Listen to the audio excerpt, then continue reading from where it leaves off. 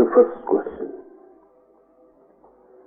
The repression becomes an automatic reaction in our bodies and minds, so that we don't even recognize or don't want to it anymore. How can we learn to tell between false image and real in ourselves?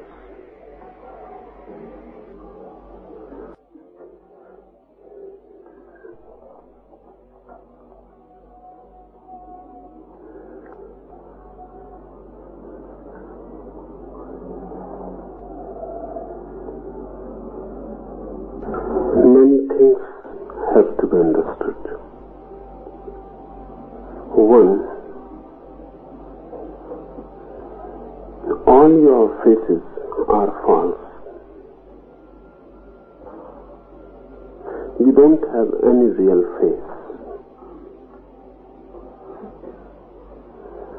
That's why the question arises, which is false and which is real. If you have the real, then you know. The question never arises. Because all the faces are unreal, false. You don't have any comparison to make. You don't know the real. That's the difficulty. You have not seen the real, and the real is not seen naturally. Much effort is needed to find it out. In Zen, they say the real is the original face. The face you had before your birth, or the face you will have after your death. That means all the faces in life, so-called life, are false.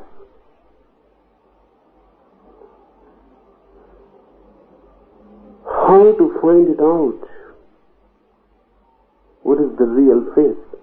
You will have to go back before your birth.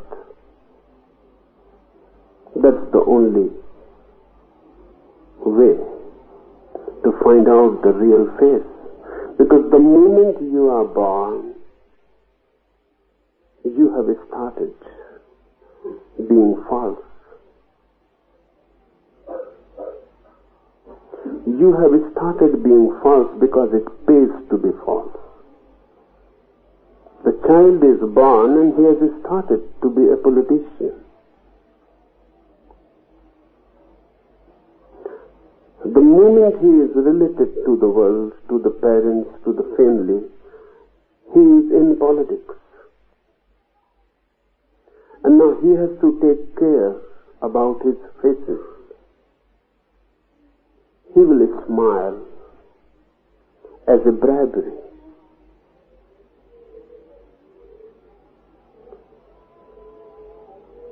He will try to find out in what ways he should behave.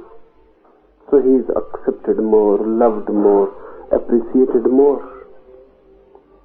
And sooner or later he will find that which is condemned by the parents, by the family. He would start repressing it. And the false has entered. So all the faces you have are false. So don't try to find out the real one in your present faces. They are all false, similarly false. Useful, that's why they have been adopted. Utilitarian, but not true. And the deepest deception is that whenever you become aware that your faces are false, you will create another face which you will think as the real. For example, a person who lives in the ordinary life in the ordinary world, business, family. He comes to realize his falseness, the whole inauthenticity of life. So he renounces it, becomes a sannyasin, leaves the world. And he may be thinking that now the face is real. It is again a false face. It has been adopted as a reaction of other faces. And by reaction you can never get to the real. Reacting to a false face, you will create another false face. So what is to be done? The real is not something which has to be achieved.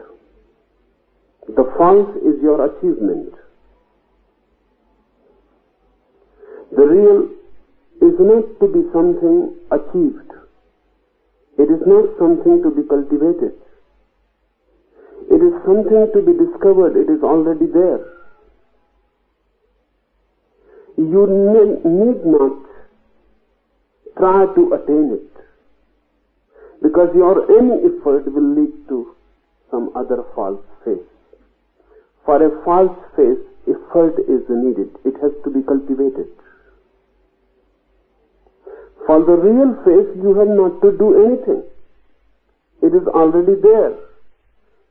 If you simply leave your clinging to the false faces, the false will drop,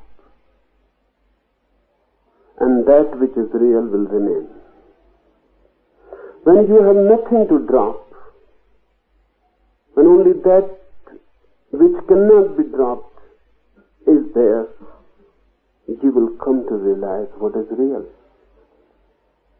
Meditation is the way to drop the false faces.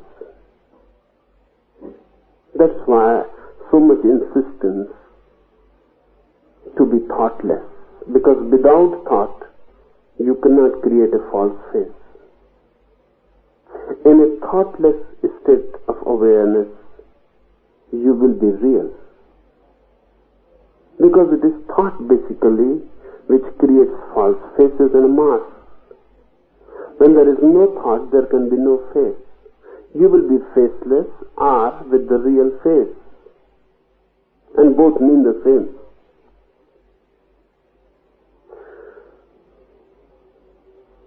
So be aware of your thought process.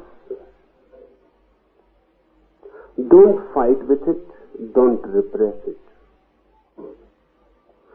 Simple awareness. The thoughts are there just like clouds in the sky, and you are looking at them with no prejudice, neither for nor against. If you are against, you will be fighting, and that very fight will create a new thought process. If you are for them, you will forget yourself, and you will flow in the current of the thought process. You will not be there as a conscious witness. If you are for, you will be in the process. If you are against, you will create another process in reaction. So don't be for and don't be against. Allow the thoughts to move. Let them go wherever they are going. Be in a deep let go and simply witness.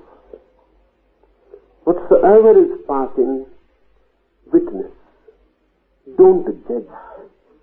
Don't say this is good, this is bad. Don't say if the thought of a divine being comes, don't say beautiful. The moment you say this, you are identified with it, and you are cooperating with the thought process. You are helping it. You are giving energy to it. You are feeding it. And if you are feeding, it can never drop. Or if there is a thought, a sexual thought, don't say this is bad, this is sin. Because when you say this is sin, you have created another series of thoughts. Sex is also a thought. Sin is also a thought. God is also a thought. Neither be far nor against. Simply look with unprejudiced eyes, just watching indifferently.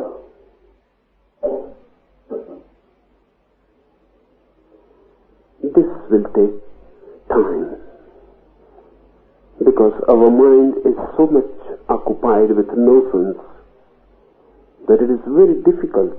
The moment we see something, we have judged it. We don't wait.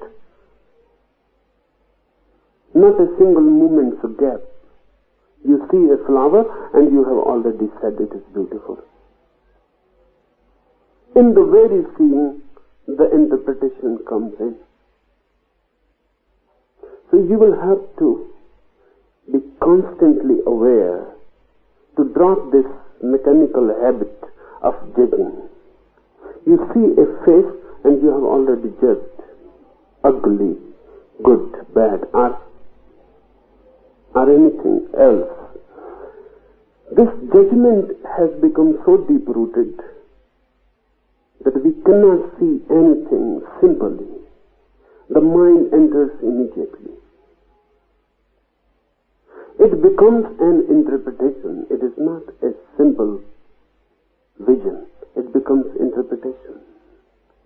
Don't interpret. Simply see.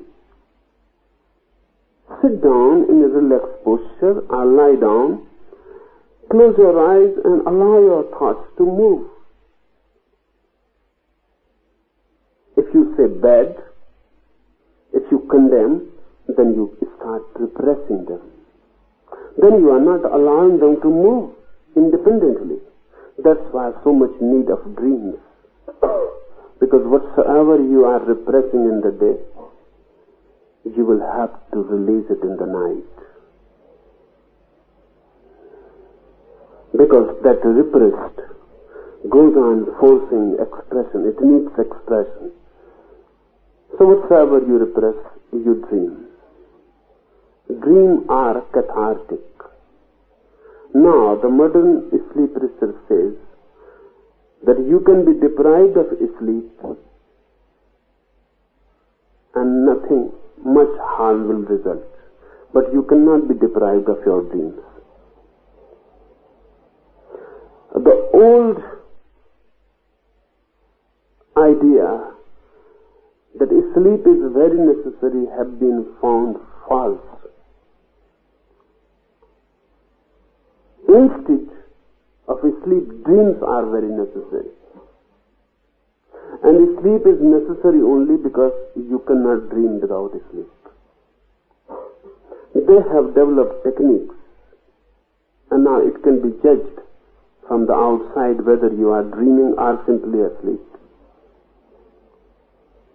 If you are simply asleep, they will disturb the sleep. Whole night. When you are dreaming, they will allow. When you are not dreaming, they will disturb the sleep. No bad results comes out of it. But when you are dreaming and they disturb, and they allow you to sleep when you are not dreaming, within 3 days, you begin to feel dizzy. Within 7 days, you feel deep uneasiness. Your body, mind both feel ill. And within 3 weeks, you will feel a certain type of insanity. What happens? Because dreams are cathartic. If they are not allowed and you go on repressing in the day, and they are not allowed to be expressed, they are accumulated in you. And that accumulation of repression is insanity. In meditation, you are not to repress any thought. But it is difficult, because your whole mind consists of judgments, theories, isms, religions, cults. So one who is very deeply obsessed with any idea, philosophy, religion, cannot really enter meditation. Difficult. Because his obsession will become the barrier. So if you are a Christian or a Hindu or a Jain, it is difficult for you to enter meditation. Because your philosophy gives you judgments. This is good and that's not good. This has to be repressed. This is not to be allowed. All philosophies are repressive, and all religions, all ideologies are repressive. Because they give you interpretation. They don't allow you to see life as it is.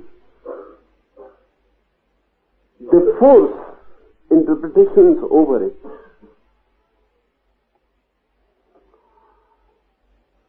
One who wants to go deep in meditation has to be aware of this nonsense of ideology.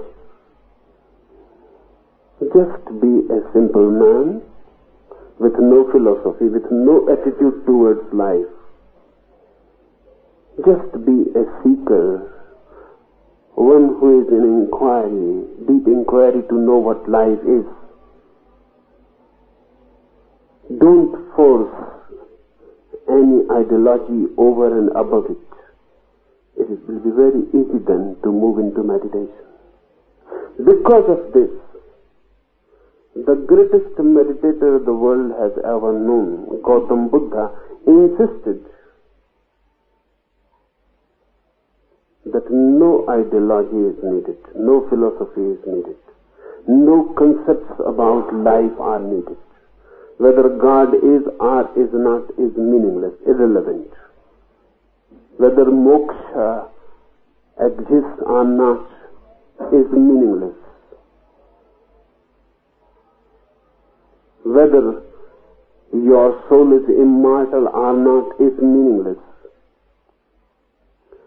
Buddha was so much anti-philosophic, not because he was anti-philosophic, but because anti-philosophy can become basic ground for a meditator to jump into the unknown. Philosophy means knowing something about the unknown without knowing it. Preconceptions, hypotheses,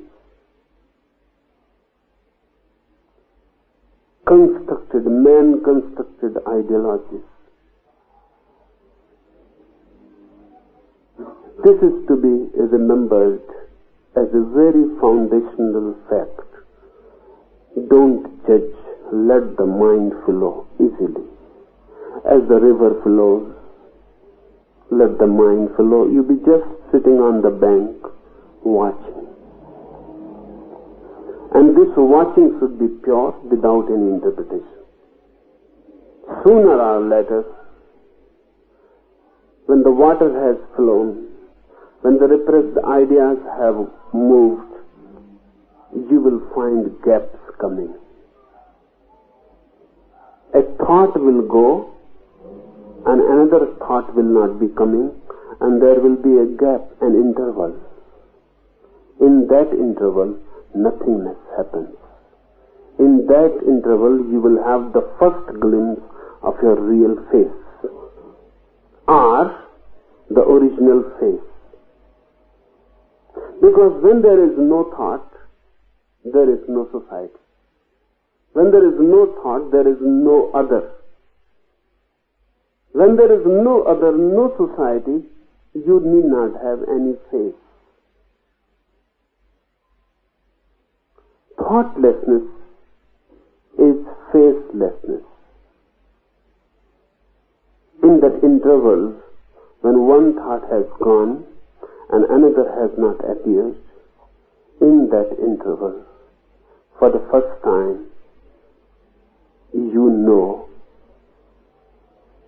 in reality what is your face. The face you had when you were not born, and the face you will have when you will die. All life faces are false.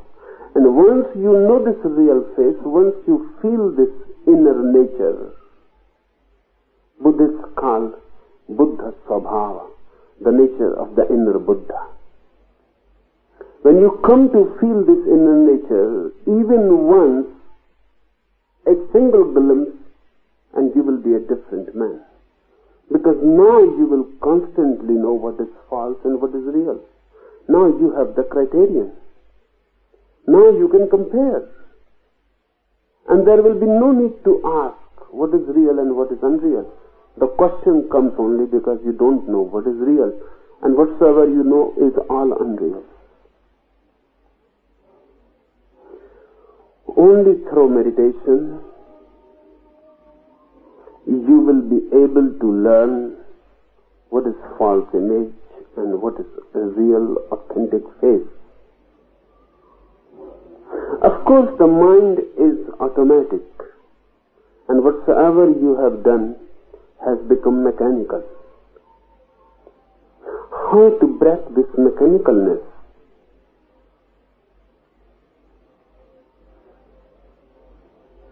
The first thing to be understood, mechanicalness is a necessity of life. And your body has an inner mechanism. Colin Wilson has called it the inner robot. You have a robot within you. Once you are trained in anything, that training is passed to the robot.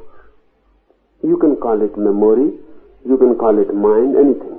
But the word robot is good because it is absolutely mechanical, automatic. It functions in its own way. You are learning driving.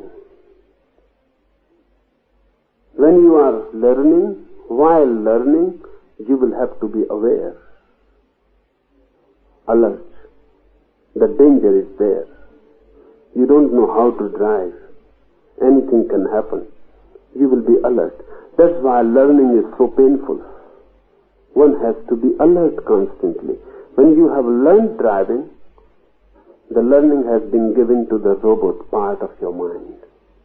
Now you can go on smoking, singing, listening to the radio, or talking to the friend, or even loving to the girlfriend. You can go on doing anything, and the robot part of your being will drive. You will not be needed. You are relieved of the burden. The robot will do everything. You will not even remember where to turn. You need not. The robot will do. Where to turn, where to stop, where not to stop, what to do and not to do. You are not needed. You are relieved of the job. The robot is doing. If something very sudden happens, some accident or something, the robot cannot tackle because it is not trained in it. Only then you will be needed. Suddenly there will be a jerk in your body. The robot will be replaced and you will come in its place. You can feel that jerk. When suddenly you feel one accident is going to happen, there is a jerk inside. The robot has moved away. It has given place to you. Now you are driving. But the accident is avoided. Again, the robot will take, you will relax, and robot will drive. And this is necessary for life because so many things to do, so many things. And if there is no robot to do them, you will not be capable to do them at all. So robot is needed. It is a necessity. I am not against the robot. Go on giving to the robot whatever you learn, but remain the master.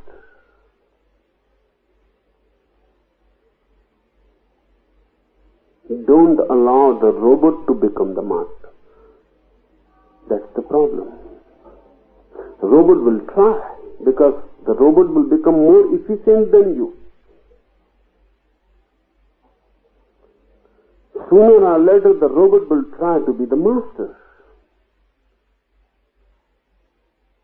And he will say to you, you be completely retired.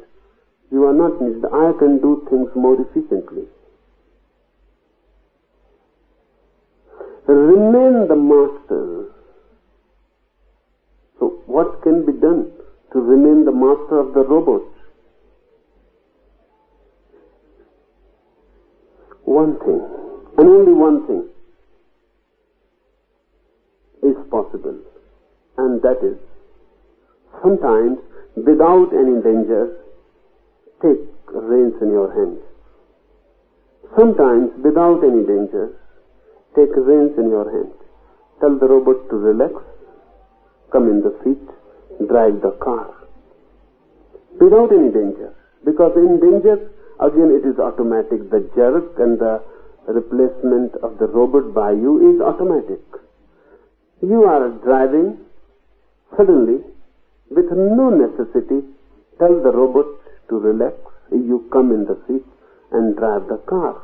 You are walking, suddenly, remember, tell the body that now I will walk consciously. The robot is not allowed, I am in the seat and I will drive the body consciously. You are hearing me. It is the robot part which is hearing. Suddenly, give a jerk to it. Don't allow the mind to come in. Hear me directly, consciously. What do I mean when I say hear consciously? When you are hearing unconsciously, you are focused on me and you have forgotten yourself completely. I exist, the speaker exists, but the listener is unconscious. You are not aware of yourself as the listener.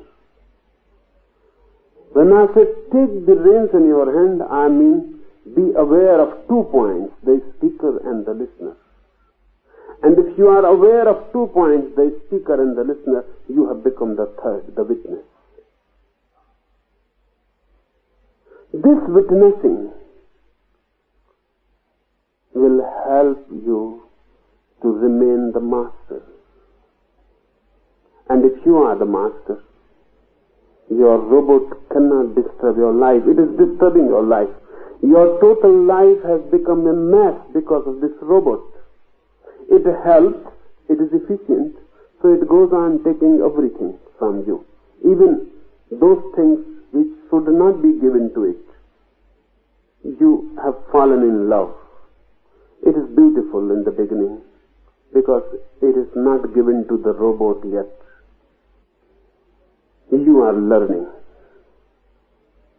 You are alive, aware, alert, and love has a beauty. But sooner or later the robot will take it over. You will become a husband or a wife and you have given charge to the robot. Now you will say to your wife, I love you. You are not saying it. The robot, the gramophone record, now it is a recorded thing. You are just playing it again and again. And your wife will understand it. Because whenever your robot says, I love, it means nothing. And when your wife will say to you, I love you, you know it is nothing.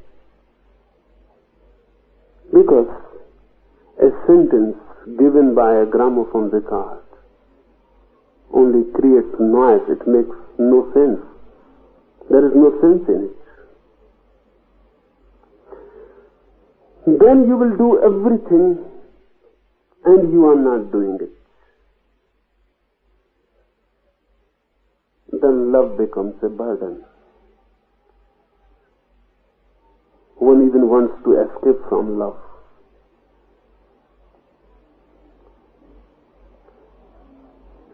all your feelings, all your relations are now directed by the robot.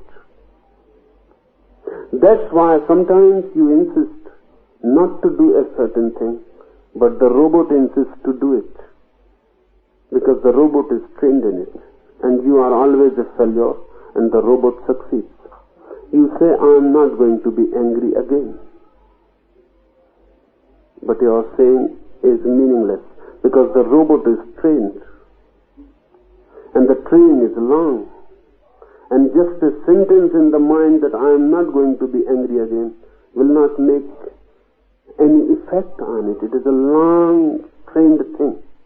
So whenever next day someone will insult you, your decision not to be angry will be of no help. The robot will take immediately charge. And the robot will do whatsoever it is trained to do. And then in the end, when the robot has done, you will repent. But the difficulty is this, that even this repentance is done by the robot. Because you have always done that. After anger, you have repented. The robot has learned that trick also. It will repent. And again, you will do the same. That's why many times you feel that you have done something, said something, behaved in a certain way, in spite of yourself. This word, in spite of yourself, what does it mean? It means there is another self within you which can act, do something in spite of you. Who is that self? The robot. What to do? Don't take vows that I will not be angry again. They are self-defeative. They will not lead you anywhere. Rather, on the contrary, whatsoever you are doing, do it consciously, take charge from the robot. Any ordinary thing, eating, eat consciously. Don't do it mechanically as you have done every day. Smoking, smoke consciously. Don't allow your hand to move to the packet. Don't bring the cigarette unconsciously. Be conscious, alert. And there is a difference. I can raise my hands this way, mechanically, just without any awareness. I can raise my hand with full awareness flowing in my hand. Try it. You will feel the difference. When you are aware, your hand will be raised very slowly, very silently. And you will feel that the hand is filled with awareness. And when the hand is filled with awareness, your mind will be thoughtless. Because your whole awareness has moved to the hand. Now no energy is left to think. When you raise your hand automatically, mechanically, you go on thinking and the hand goes on moving. Who is moving that hand? Your robot. Move it yourself. So do it in the day, any time, any moment, while doing anything. Take charge from the robot. Soon you will be able to get a mastery over the robot. But don't try with difficult situations. That's suicidal. And we always try with difficult situations.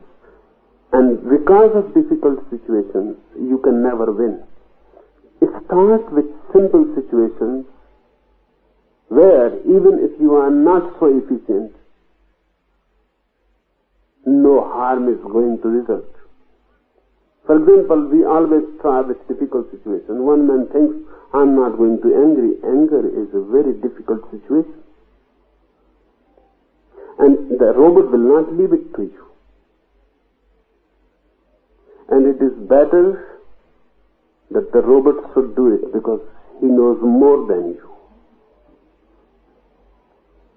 You decide about sex, not to do something or to do something. You cannot do it, the robot will take. The situation is very complex and more efficient handling is needed than you can give it right now. Unless you become so perfectly aware that you can tackle any complex situation without the help of the robot will not allow you. And this is a very necessary defense mechanism. Otherwise you will make a greater mess of your life. If you go on taking things from the robot in difficult situations.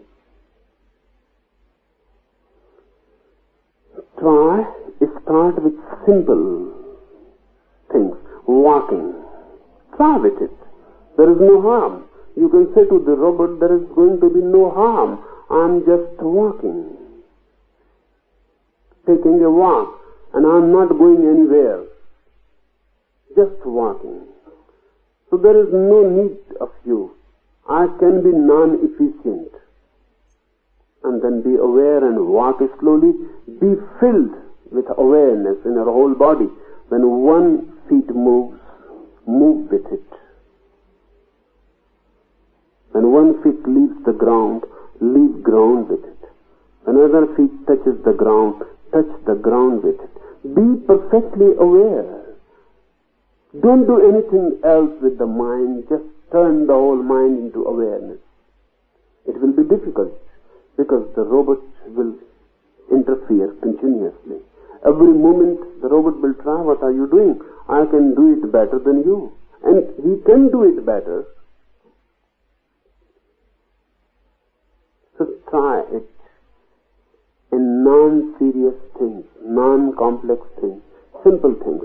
Buddha has told to his disciples, walk, eat, sleep with awareness. And if you can do these simple things, then you know how to enter with awareness in difficult things also. Then you can try. But we always try with difficult things, then we are defeated, and then defeated feeling gives you a deep pessimism about yourself. You start thinking that you cannot do anything. That is very helpful for the robot. The robot will always help you to do something with it when you are in difficulty, because then you are defeated. And the robot can say to you, leave it to me, I always do it better than you can do. Start with simple things. Zen Buddhists, Zen monks have been so many times reported to have said, when Bodhisattva asked, what's your meditation, what's your sadhana? He said, when I feel hungry, I eat. And when I feel sleepy, I go to sleep. This is all.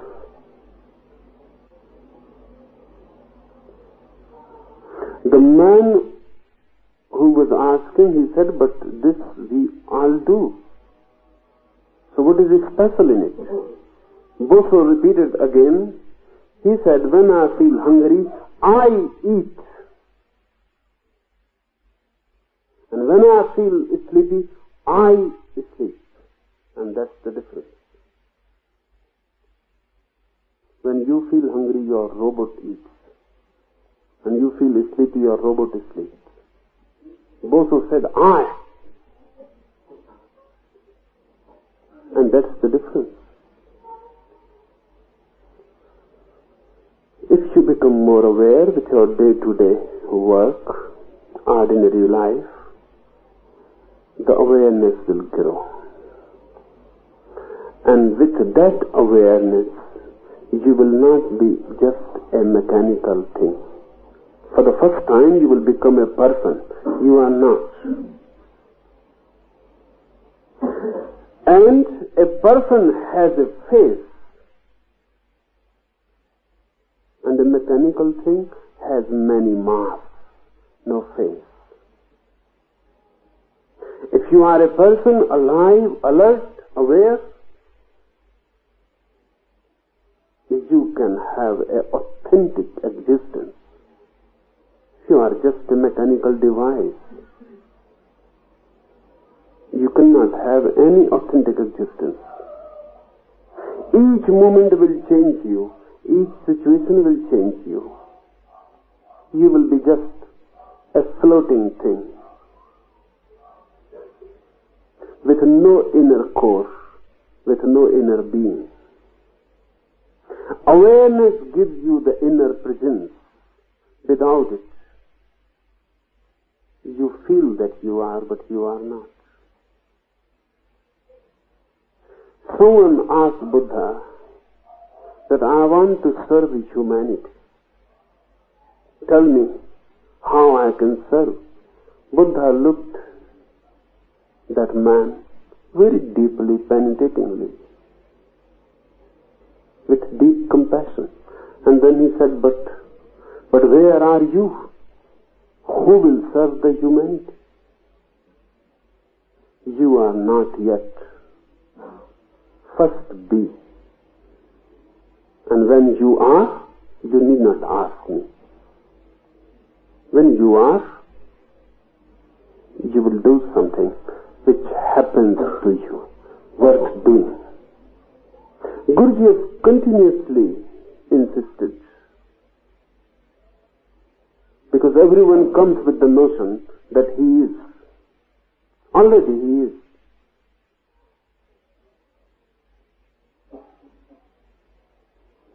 Someone came to Gurdjieff and asked, I am very insane inside. My mind goes on in conflict, contradictions. So tell me what I can do to dissolve this mind, to have mental peace, inner calm. Gurdjieff said, don't think about the mind. You cannot do anything about it. The first thing is to be present. First you have to be, then you can do something. You are not. What is meant by this? You are not. It is mean that you are a robot, a mechanical thing, working according to mechanical laws.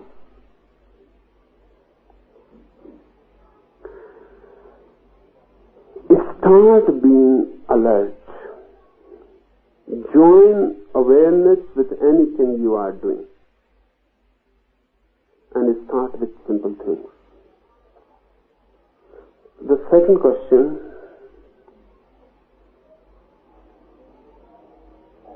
explain the meaning, preparation and process of mantra diksha, mantra initiation. And what are the reasons that individuals must keep their mantras secret?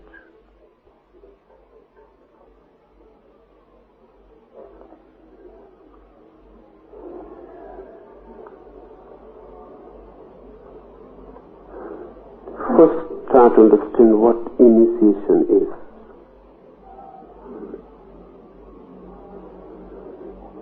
What is diksha?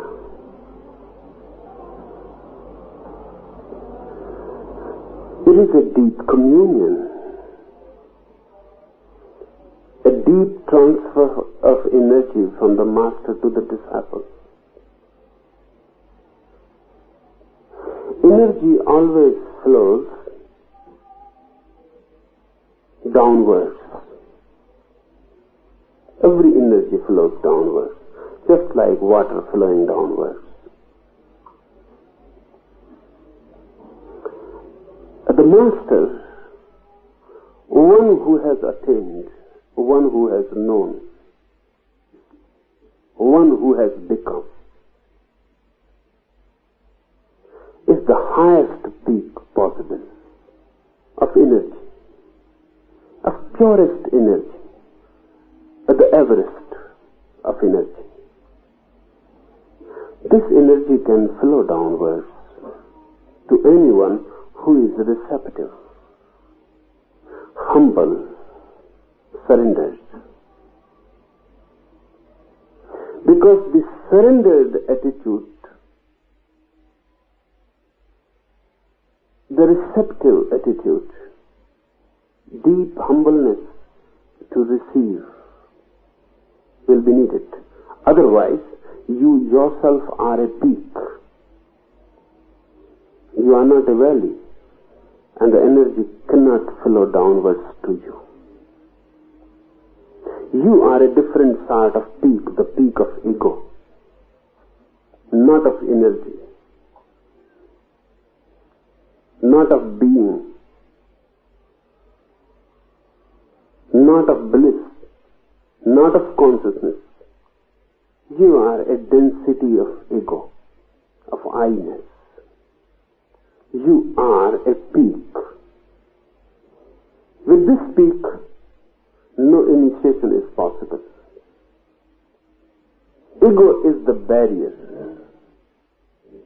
because ego closes you, and you cannot surrender. To be a disciple, to be initiated, one has to surrender himself totally. And there is no partial surrender. Surrender means total. You cannot say, I partially surrender.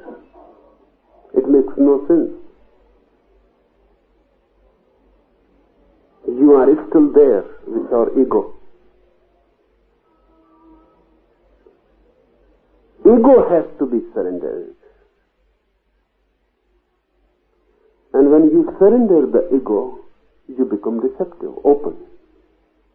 And you become like a valley. And now the peak can flow downwards to you. And I am not talking symbolically. It is so actually.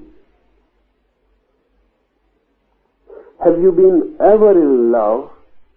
Then you can feel that love flows actually between two bodies. It is an actual flow. Energy is being transmitted, transferred, received, given. But love is on the same level. You both can remain peaks of egos, and still love can be. But with a master, you are not on the same level.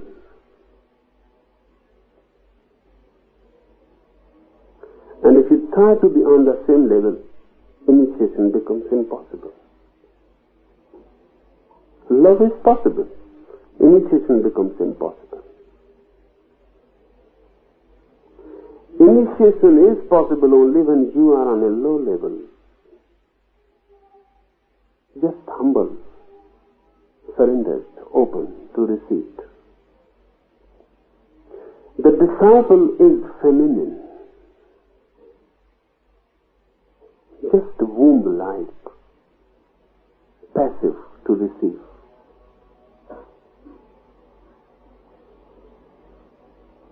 The master is the male factor in initiation.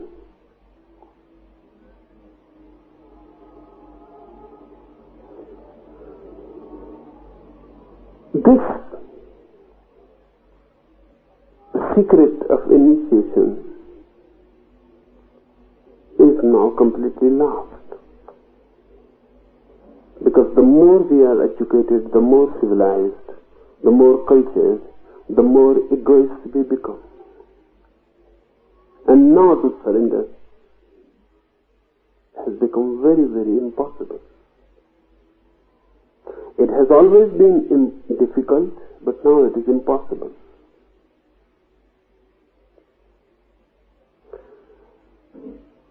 Initiation is a transfer of inner energy, actual energy.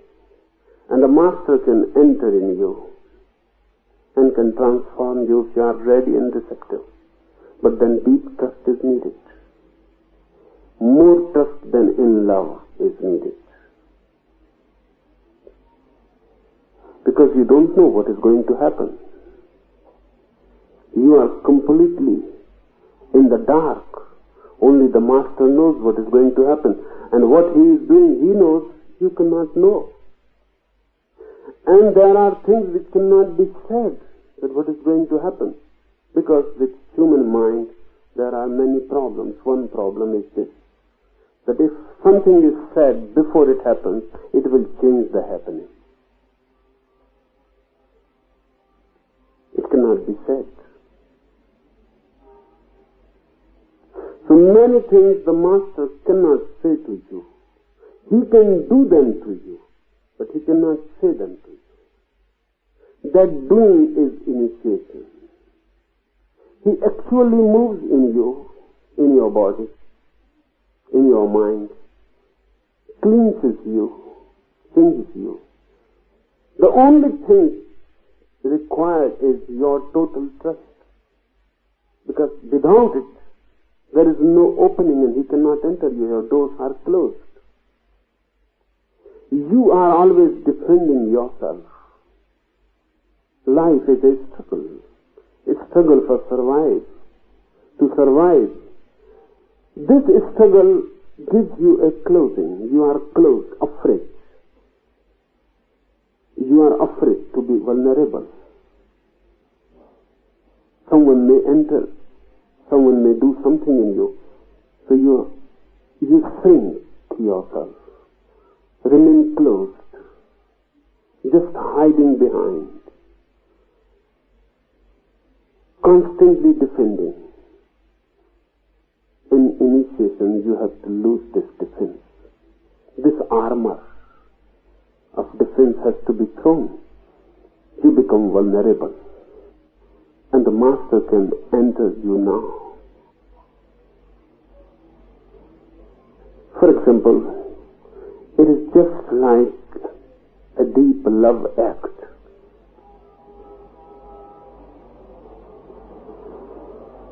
You can rape a woman.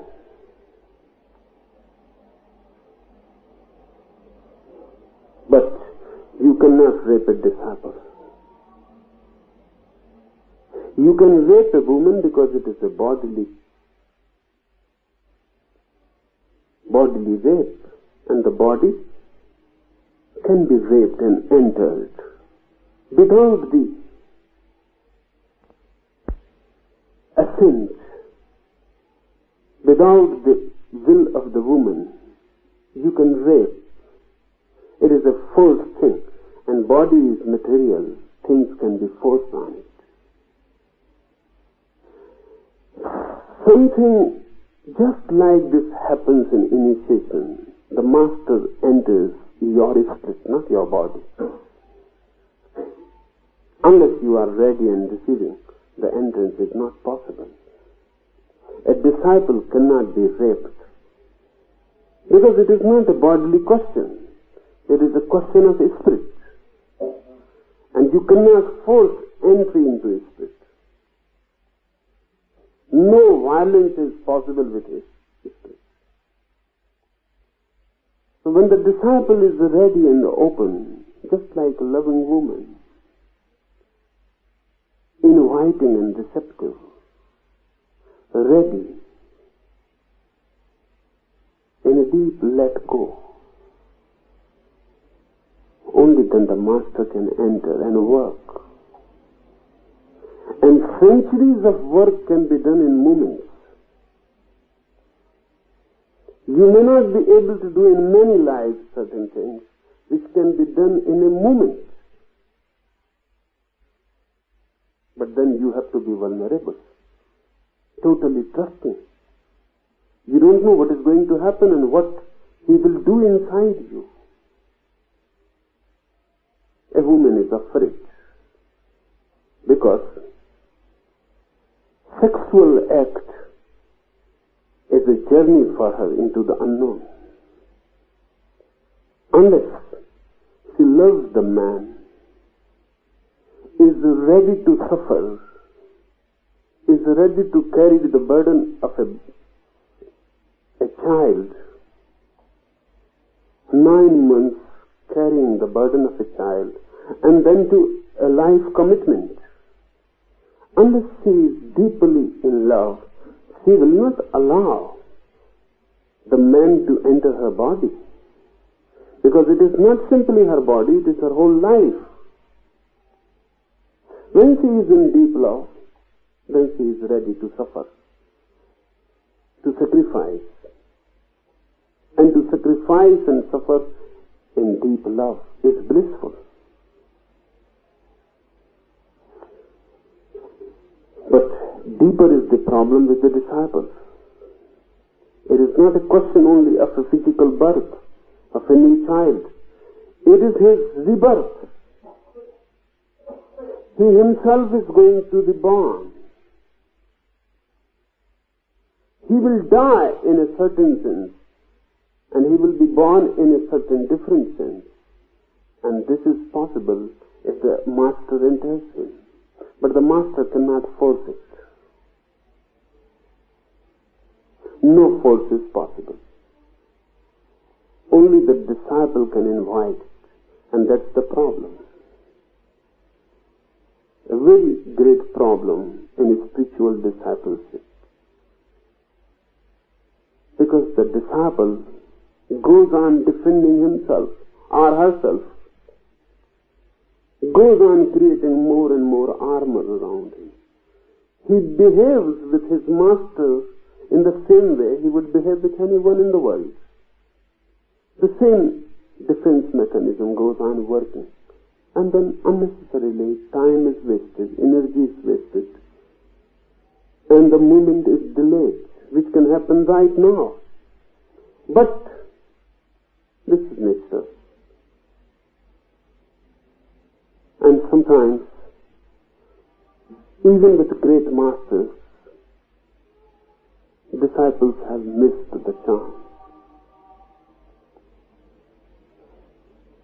Ananda, Buddha's one of the great disciples and the nearest, couldn't attain liberation while Buddha was alive.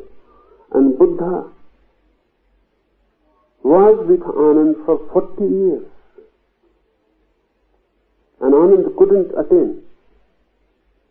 And many who came after Anand attained. And then it became a problem. And Ananda was one of the nearest, the closest. He was sleeping with Buddha, he was moving with Buddha. 40 years continuously like a shadow he was with Buddha. He knew about Buddha as much as even Buddha might not have known. But he couldn't attain, he remained the same. And a very ordinary thing was the only barrier. Because he was a elder cousin brother of Buddha. Elder cousin brother. The elder. The ego. Buddha died. There was a great council to write whatsoever Buddha has said. It has to be written now. Soon, those who lived with Buddha will be no more. So everything has to be recorded. But the council won't allow Anand, and only he knew. The greater experience,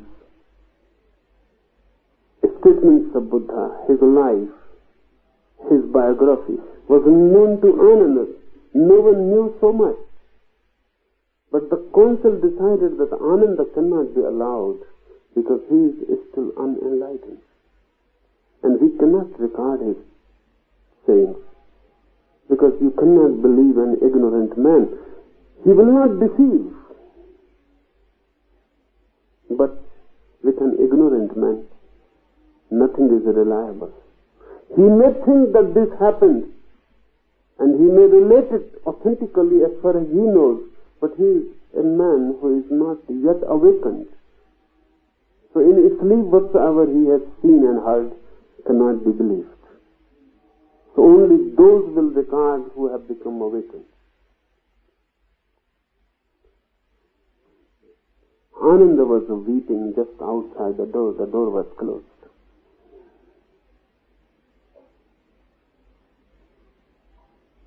And just on the door, he remained for 24 hours, weeping, crying, screaming. And they will not allow. These 24 hours, he was weeping. And then suddenly he became aware what has been the barrier. Why? I couldn't attain while he was alive. What was the barrier? And then he went back into his memories. 40 years long life with Buddha. Then he remembered the first day when he came to him for initiation. But he had one condition, and that's why he missed the whole initiation. He was really never initiated. He could not be initiated. He made a condition. He came to Buddha and he said, I have come to be a disciple of yours. Once I become your disciple, you will be the master and I will have to follow whatever you say. I will have to obey. But right now, I am your elder brother. And I can order you and you will have to obey. You are not the master, I am not the disciple. Once I am initiated, you will be the master and I will be the disciple. Then I cannot say anything. So before I become a disciple, these are my three conditions. Say yes to these three conditions, then initiate me. The conditions were not very big, but a condition is a condition. And your surrender is not total. Very small condition, very loving condition. He said, one, I will be with you always. You cannot say me to move anywhere else. While I am alive, I will be your shadow. You cannot order me, give me a promise, because later on, I will be just a disciple, and if you order me, I will have to follow. This is a promise given to an elder brother, that I will be with you. You cannot say to me to move anywhere else. I will be just your shadow. I will sleep in the same room you sleep. Second, whenever I will say that meet this man, you will have to meet. Whatsoever your reason of not meeting, you will have to agree. If I want that someone should be given your darshan, you will have to give it. And thirdly, if I say that someone has to be initiated, you cannot refuse. Give me these three conditions, promise me, and then initiate me. I will not ask anything again, because then I will be just a disciple. When he remembered weeping, crying before the door of the council, he went back into his memory. And then suddenly he became aware that the initiation was not there, because I was not receptive. Buddha agreed. He said, okay. And he followed three conditions his whole life. But Ananda missed. The nearest one missed. And the moment he realized this, he became enlightened.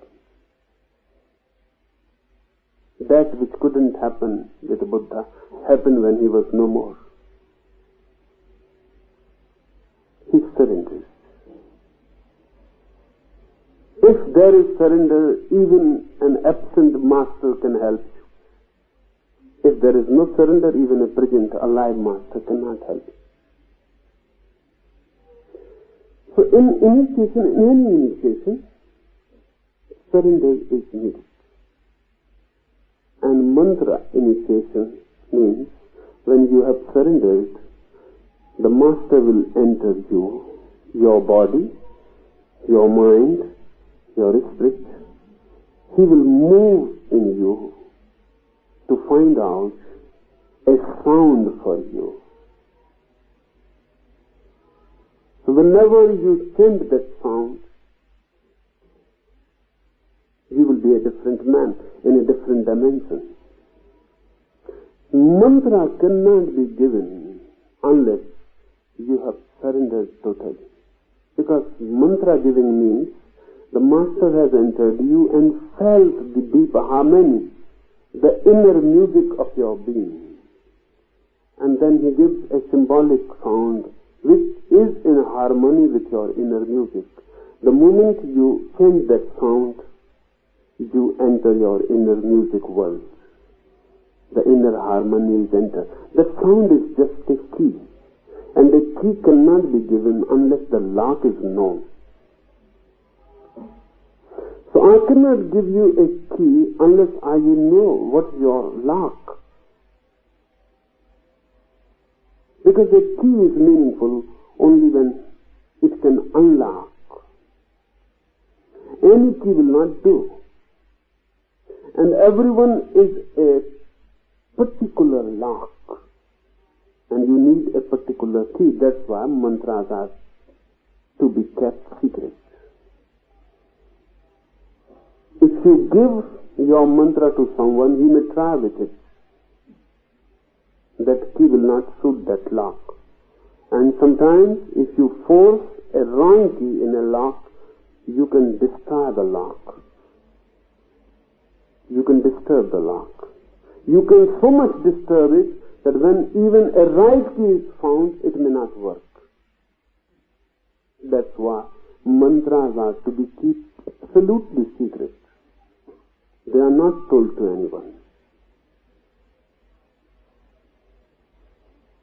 That's the promise. The master gives you the key. It is a key for you only. You cannot go on distributing it. And that will be harmful for many. You will be allowed to give only when your lock is totally open. But then you will not give this key to anyone. Now you have become capable of entering into the other. Now you can feel the lock and you can devise a key for it. The key has always devised by the master. One who doesn't know, if there is a heap of keys, may think all keys are the same. Very small differences, minute differences. Even the same word can be used differently. For example, Om. This has three sounds, A, U, M. If on the U, the mid sound, emphasis is given, it is a different key. If on A, emphasis is given, it is a different key. If on M, the emphasis is given, it is a different key. It will open different locks. That's why so much emphasis on exact use of the mantra, exact use of the mantra as it is given by the teacher. So the teacher gives it in your ear. He chants it exactly as should be used. He chants it in your ear, and you have to become so alert that your whole consciousness comes to the ear. And then he chants it. It enters in you. And you can remember it now, the exact use of it. That's why individuals must keep their mantras secret. They should not be made public. They are dangerous. If you are initiated, you know it. If really a master has given you a key, you know it. You treasure it like anything. You cannot go on distributing it. It can be harmful for others, and it can be harmful for you also. For many reasons. One, you are breaking a promise. And the moment the promise is broken, your contact with the master is broken.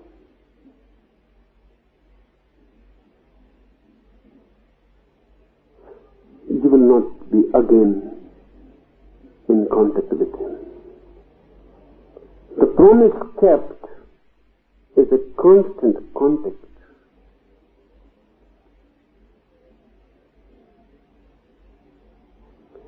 Secondly, if you give the mantra to anyone and talk about it,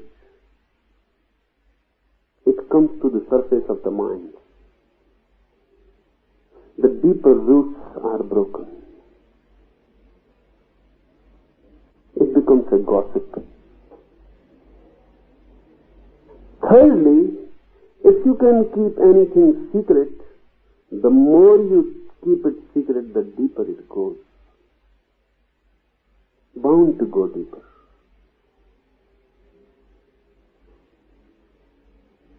It is said of Marpa that when he was given the secret mantra by his guru,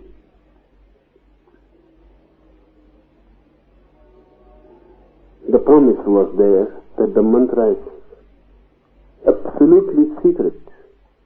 You are not to talk about it. Then his guru appeared in Marpa's dream and he said, "What is your mantra?" In dream. Marpa kept his promise in dream. He refused. And it is said that because of the fear that someday in dream the master may come or send someone and I may be so asleep and the secret is broken and the promise is broken, he left sleeping at all. He will not sleep. He was not sleeping for 7-8 days. His master asked Marpa, "Why are not? I see you don't go to sleep at all. What is the matter?" He said, "You are playing tricks with me. You came in a dream. And you were asking the mantra. I cannot tell you even. Once the promise is there, it will not come out of my mouth, even in dreams. But then I became fearful, asleep. Who knows? Someday I may forget."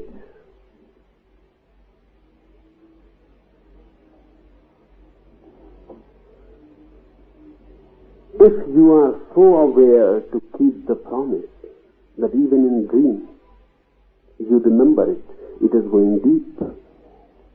It is going deep. It is entering inner realm. And the deeper it moves, the more it will be a key to you, because the lock is at the deepest layer. Try with anything. If you can keep it a secret, it will move deep. If you cannot keep it a secret, it will move out. Why you want to say something to someone? Why you chatter? Really, anything that you chatter, you are relieved of it. Once you say it, you are relieved of it. It has moved out. The whole psychoanalysis is nothing but this. The psychoanalyst is just listening and the patient goes on talking. It helps the patient. Because the more he talks about his problems, inner conflicts, associated ideas, he is relieved of them.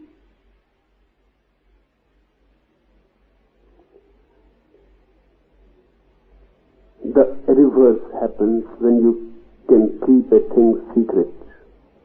At no moment you are allowed to talk about it. At no moment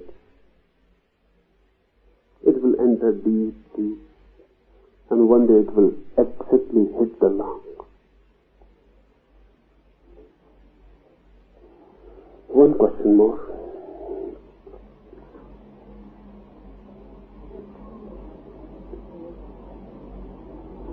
In reference to the meditation techniques based on sounds, please explain the difference between the chaotic music played in your dynamic meditation and the shake or pop music of the West.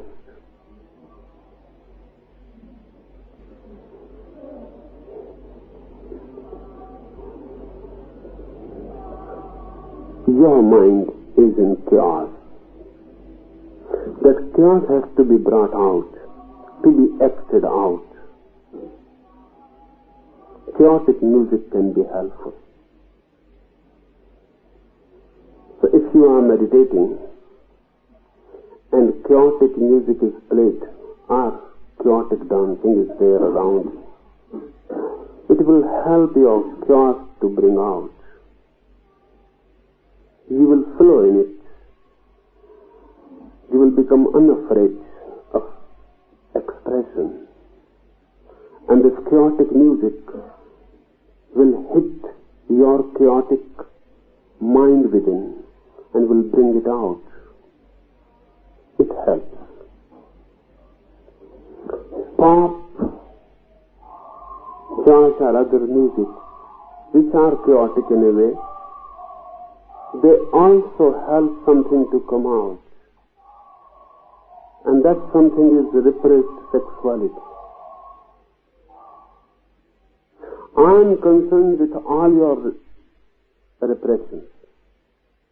Modern music is more concerned with your repressed sex. But this is a similarity. I am not concerned only with your repressed sex. I am concerned with all your repressions, sexual or not sexual.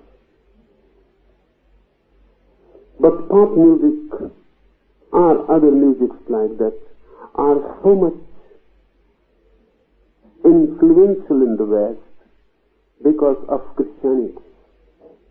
Christianity has been repressing sex for 20 centuries. They have forced sex so much deep inside that every man has become deep down a pervert. So the sin that Christianity has done with man, his mind, the West has to relieve itself of it through music, through dance, through chaotic painting, chaotic poetry, in every dimension.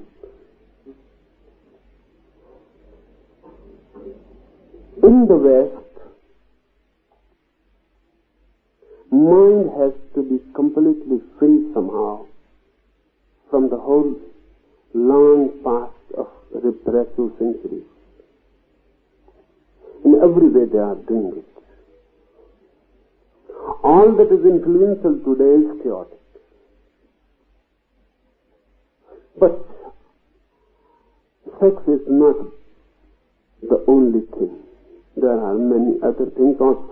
Sex is the basic, very important. But other things also. Your anger is repressed. Your sadness is repressed. Even your happiness is repressed. Man as he is a repressed being. He is not allowed to do, really, he is not allowed to do anything. He is just to follow rules. He is not a free agent, just a kept slave. And the whole society is a big prison. And the walls are very subtle. Glass walls, transparent. You cannot see them, they are. And everywhere they are. Your morality, your culture, your religion, they are all walls, transparent. You cannot see them, but whenever you want to cross them, you are thrown back. This state of mind is neurotic. Whole society is ill. That's why I so much insist on chaotic meditation. Relieve yourself, act out whatsoever society has forced, situations have forced on you. Act them out, relieve them, go through a catharsis. The music helps.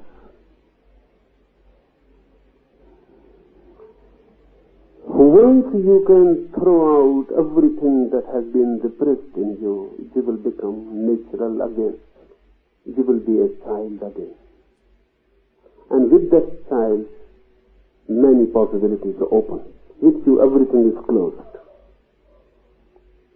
When you become again a child, then only your energies can be transformed.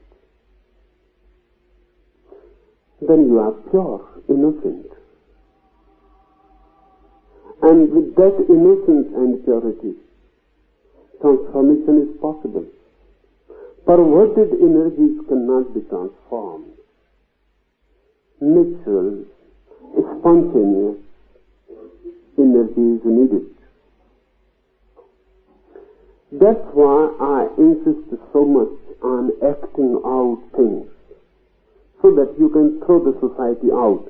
The society has entered you very deeply. It has not left you anywhere. It has entered from everywhere. You are a citadel, and the society has entered from everywhere. Its police, its priests, they have done much to make you a slave. You are not free. And man can attain to bliss only when he becomes total freedom. To make you a total freedom, the whole society has to be thrown out of you. That doesn't mean that you are going to become antisocial. Once you throw the society out, once you become aware of your pure freedom inside, you can live with the society. No need to be anti. But now, the society cannot enter in you. You can move in it.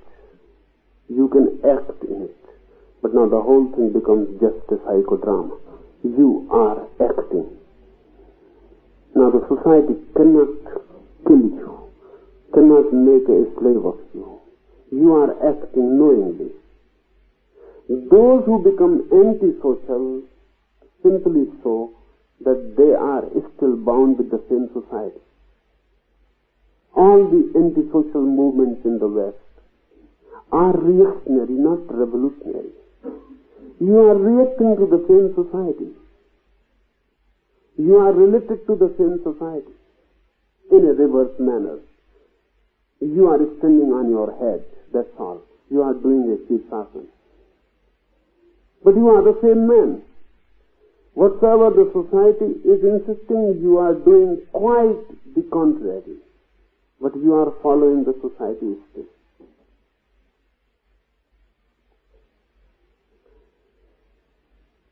This will not help.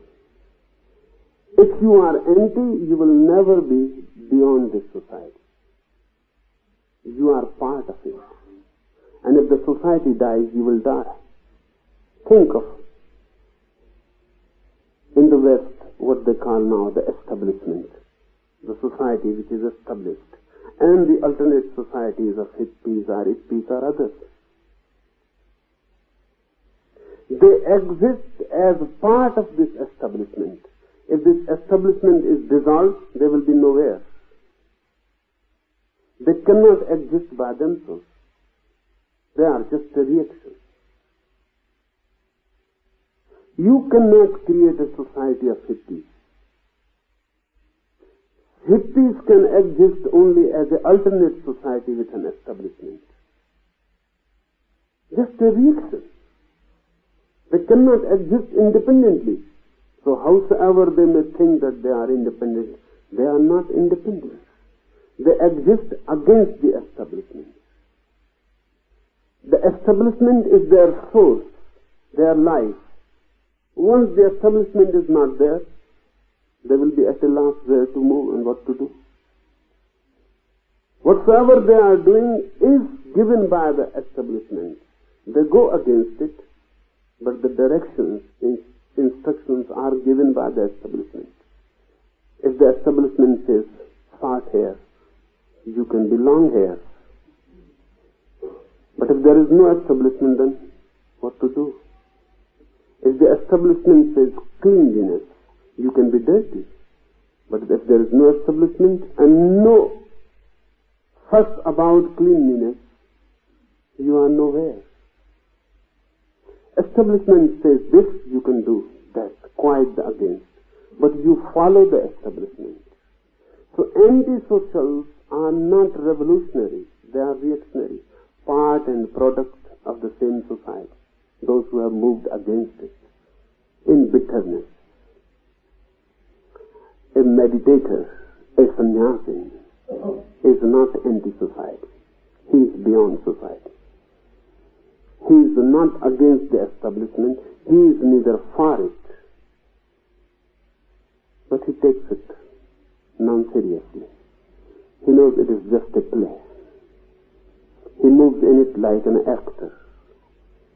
And if you can move in the society like an actor on the stage, it never touches you. You remain beyond it.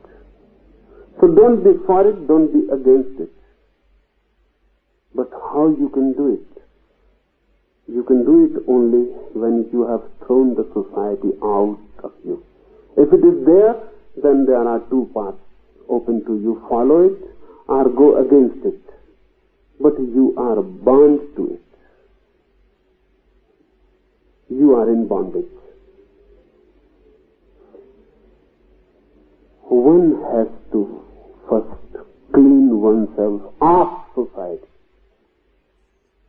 Then for the first time you become an individual. Right now you are not. Just a social unit. When the society is thrown out, all the presence thrown out, you are again back to your childhood. You have become innocent. And this innocence is deeper than any child can have. Because you know the fall also. And now you have risen again. It is a resurrection. You have experienced. You have known the whole nonsense. Now you are again pure. This purity becomes the temple for the divine. Once you can throw the society out of you without any bitterness, without going against it and being involved in any reaction, if you can simply throw society out of you, the divine can enter in you. With society in, the divine will remain out. With society out, the divine can enter. Because divine means existence. Society is a human local phenomena. Existence is greater infinite. It is not concerned with man, morals, traditions. It is concerned with the very roots of being.